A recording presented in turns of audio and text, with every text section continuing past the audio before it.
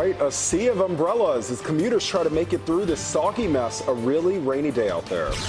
But wait, there's more. A live look at a foggy Lakeshore Drive where winds are expected to pick up, gusting up to what could be more than 50 miles an hour. And a look at the radar lets us know where the rain is, but there is some snow expected as the temps cool off. A hot mess for us, but there is a reward in the end.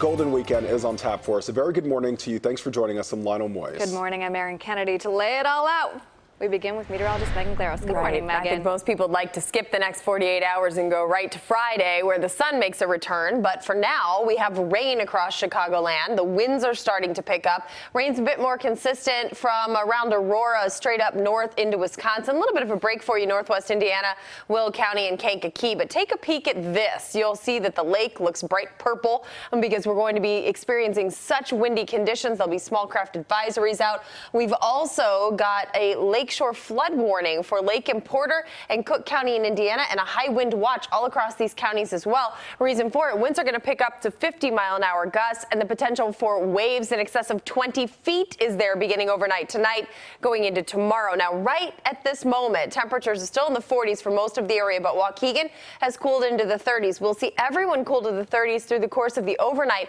so rain that continues will likely transition over into snow. That's going to be a factor for us as it pushes eastward. So for far eastern portions of Illinois and also northwest Indiana, the best chance of snow is laid out for you guys going into the day tomorrow, perhaps even during the morning drive. We're looking at rain, wind, snow with this system. It's a major spring storm system. Lakeshore flood warning again pops up tonight and continues through the day. There's also a high wind watch. Also winds to 50-mile-an-hour gusts, 60-mile-an-hour gusts possible right along the lakefront, and waves could be in excess of 15 to 22 feet, which could present an issue in terms of flooding near the lakefront, on the bike path, and possibly Lakeshore Drive. So there's going to be a lot to talk about over the next 48 hours, and we'll do more of that and sort of break down the rain to snow transition coming up in just a bit. All right, Megan, thank you. Meanwhile, CBS 2's Lauren Victory is out in the elements right now. Yeah, she joins us live in the Gold Coast with how people are coping with what's hopefully Mother Nature's last blast of winter. Hey, good morning, Lauren. Good morning, Lionel and Erin. Well, it's hard to say if this slowdown is just normal for this part of Lakeshore Drive or if it's because of the rain. What we do know, according to the forecast, is it's going to get worse. So bad, in fact, there might not be any traffic at all on Lakeshore Drive. Why are you out here? A gloomy, gross day won't keep Chicago runners at bay. I'm getting it done so I can relax the rest of the day and stay inside where it's warm and dry. Rain or shine, I've got to get my training in. It's not that bad, really.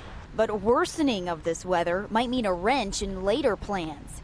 Chicago's Parks Department up and at 'em early, installing gates at Oak Street Beach. Winds are expected to hit 55 miles an hour overnight, and waves could be at their highest in years. Back in 2014, city officials shut down a stretch of Lakeshore Drive for flooding. The Streets and Sanitation Department is worried they might need to do that again today and/or tomorrow. Commuters by foot are making do. What's with the Minion umbrella? I left mine on the Brown Line yesterday, and the only one I had was my 4-year-old's umbrella. Belmont Harbor could have fooled you, showcasing the calm before the spring storm. Did we mention snow in the forecast? I think it's crazy, but it's probably paybacks for the easy winter we had. Nice little snowfall actually might be all right.